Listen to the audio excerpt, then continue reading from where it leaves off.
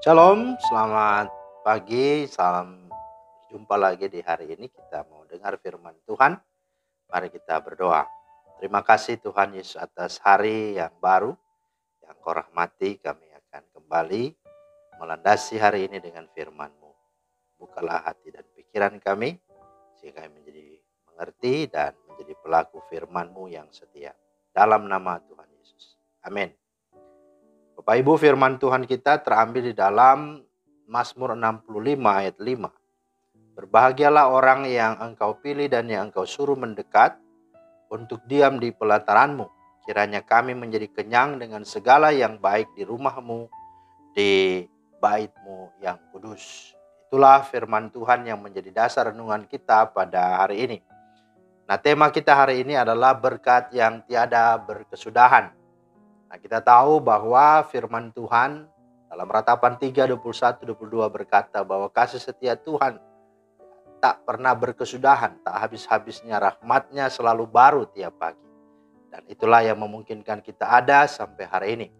Nah, sebagaimana tema berkat yang tidak berkesudahan, maka kategori berkat yang tidak berkesudahan menurut Mazmur 65 yang kita baca tadi, itu adalah merupakan respon dan ekspresi dari apa yang sudah pemazmur alami bersama dengan Tuhan.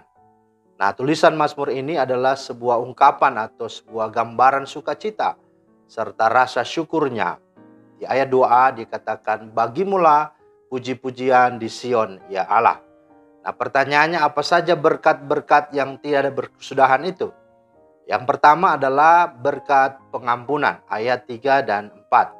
Firman Allah berkata, Engkau yang mendengarkan doa, kepadamu lah datang semua yang hidup karena bersalah.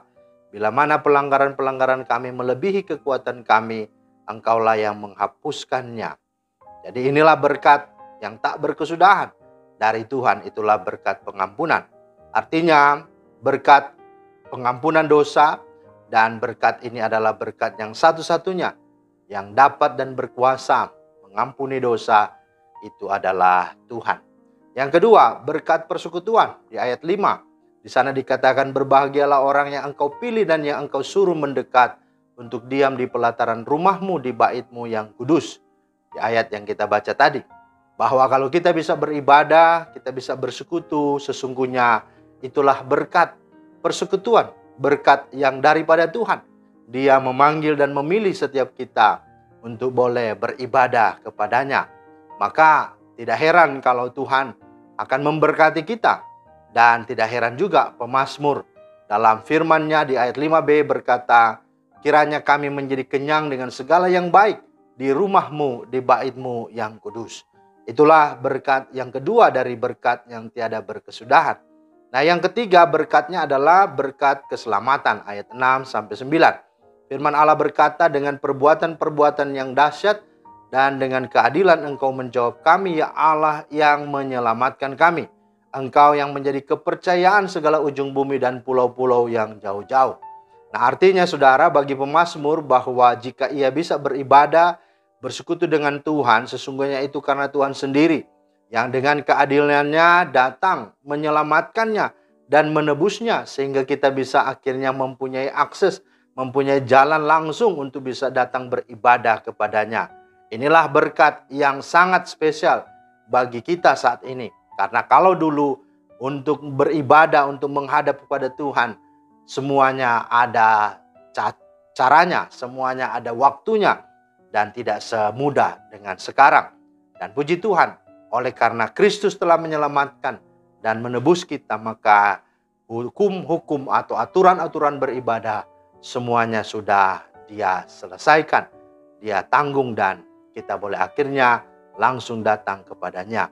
Di dalam firman Tuhan yang kita sudah baca tadi, inilah sungguhnya berkat keselamatan yang kita boleh terima.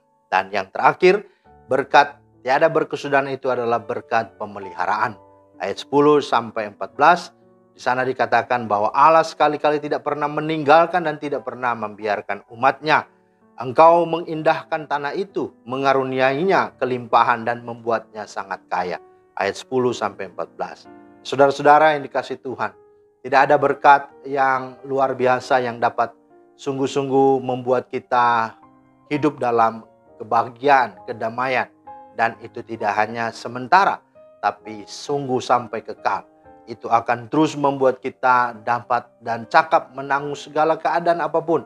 Karena ada berkat Tuhan yang Tuhan berikan, yang tidak berkesudahan. Dan itulah yang kekal, dan itulah yang menjadi berkat yang sejati. Yang pertama berkat pengampunan, yang kedua berkat persekutuan, ketiga berkat keselamatan, dan yang keempat berkat pemeliharaan. Pertanyaannya, siapa yang berhak memiliki berkat yang tiada berkesudahan? Jawabannya adalah yang pertama, mereka yang datang bersyukur dan memuji Tuhan. Yang kedua, mereka yang datang beribadah dan merendahkan diri serta mengakui dosanya kepada Tuhan.